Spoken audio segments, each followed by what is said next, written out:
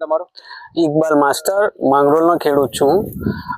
વારંવાર અમે રજૂઆત કરી નેર ખાતાને સાહેબોને, પણ કેનાલ સાફ થતી નથી, પાણી આવતું નથી। દર વર્ષે આ પ્રોબ્લેમ છે અમારે।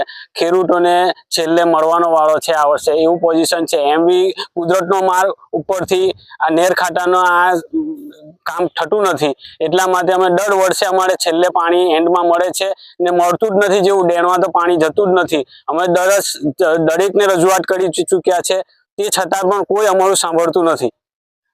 ધારાસભ્યથી લઈને અમે કેટી પરમાર સાહેબને જેથી બધી રજૂઆત કરી તો સાહેબ એવું કહે છે કે મારા હાથમાં કશું જ નથી, ઉપરથી ટેન્ડર પાસ થાય તો હું કંઈ કરી શકું।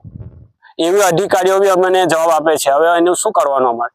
કઈ કઈ જગ્યાએ રજૂઆત કરી હતી અધિકારીઓમાં? અધિકારીઓમાં અમે આમોદ નેર ખાતું છે ત્યાં રજૂઆત કરી હતી, ભરૂચ નેર ખાતામાં રજૂઆત કરી હતી, કેટી પરમાર સાહેબને રજૂઆત કરી હતી, ધારાસભ્યને રજૂઆત કરી હતી। તો કે થઈ જશે। આજે એ વાતની આજે 1 મહિનો થયો, 1 મહિનાથી પાણી ચાલે છે, હજુ પાણી માંગરોળમાં એક ટીપું પાણી આવ્યું નથી। શું નામ તમારું? મારું નામ મણીલાલ મોહન પ્રજાપતિ, માંગરોળ સરપંચ। શું કહેશો, કઈ બાબતને લઈને અહીંયા આગળ બધા ખેડૂતો ભેગા થયા છે? નેરના પાણી માટે ભેગા થયેલા છે। વારંવાર રજૂઆત કરવા છતાં નેરનું કામ સફાઈ કરતા નથી ને પાણી છોડી દે। માંગરોળ, બચાસરા, આછોડ, ડેણમાં વલીપોર, એટમપાડા સુધી કોઈ જગ્યાએ પાણી જતું નથી। દર વર્ષે આ સમસ્યા છે। ઉપર રજૂઆત કરી છે? ઉપર ભરૂચ રજૂઆત કરી હતી કેટી પરમાર સાહેબને, તો એવું કીધું કે 6ઠા મહિને અમે લેખિત લખીને મોકલેલું છે, હજુ સુધીને કોઈ અમને મંજૂરી મળી નથી। બીજું તમને સાફ કરવા બાબતે કઈ પૈસા આપણને? સાફ કરવા બાબતે અમે સાહેબને રજૂઆત કરી કે અમારે પાણીની સખત જરૂર છે, તો અમે સાફ કરાવી લઈએ મીટર પર જે હિસાબ થતો હોય તે અમને ચૂકવી આપજો, અમે મજૂરો લગાવી દઈએ। તો સાહેબે એવું કીધું કે 16 રૂપિયા મીટર સાફ થશે અને 2 મીટર બંને ઉપરથી સાફ કરવાનું, નીચે 1 મીટર, ઉપરની સાઈડ 2 મીટર સાફ કરવાની ને નીચે સાફ કરવાની। 16 રૂપિયાની અંદર કયો મજૂર સાફ કરે? કયા કયા પાકને અત્યારે નુકસાન છે? હમણાં કપા, મગ, તુવેર, કપાસ।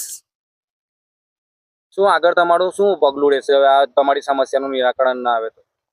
હવે નિરાકરણ આપણે ભરૂચ સાહેબને વારંવાર રજૂઆત કરી, હજુ છેટા ભરૂચ દરખાસ્ત કરીશું। કેટલાક લોકોનું કેવું છે કે આવેદન પત્ર આપવાના છો આ બાબતે બધા ખેડૂતો? આવેદન પત્ર આપવું જ પડે, છેલ્લે ના છૂટકે તો કંઈક રસ્તો કરવો પડશે। આ છો હું ખેડૂત છું અને નેર ખાતામાં 20 વર્ષથી કામ કરું છું। સાહેબોને હાથે સેવા જ કરું છું।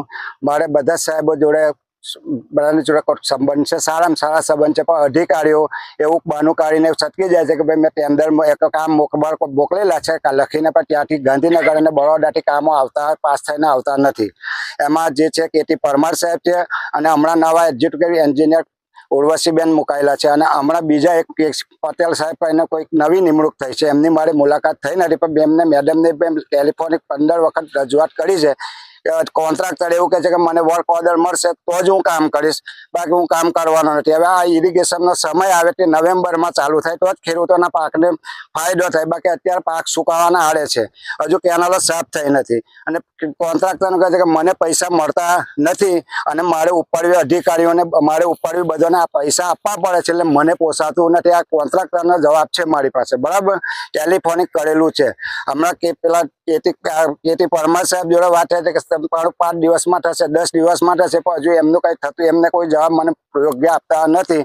અને ખેડૂતોનો કપાસ છે, ઘઉં છે, મગ છે, તુવર છે, એ બધા પાકો, પછી ઘાસચારો છે, બધા પાકો સુકાવાના આડે છે।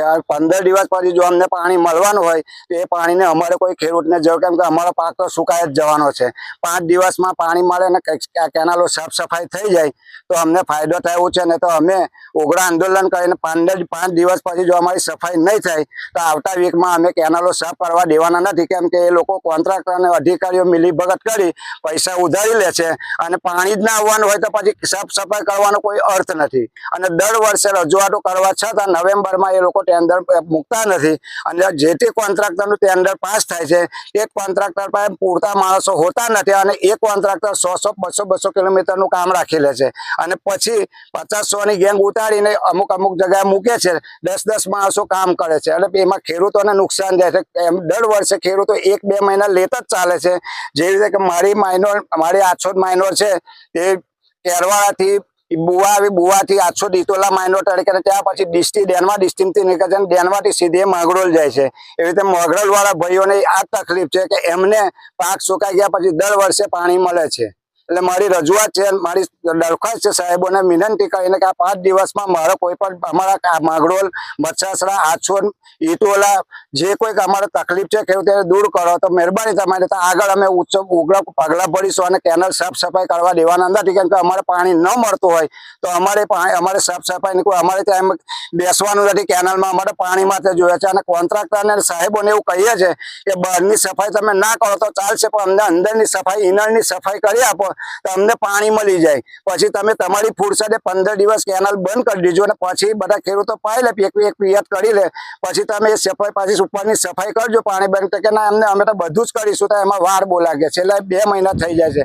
દરેક સાહેબોને મારી વિનંતી કે મારા કામ પર પૂરતું ધ્યાન આપે અને 5 દિવસમાં બધી જ માઇનોરોને ડિસ્ટ્રીની સફાઈ કરી આપે એટલી મેં વિનંતી છે.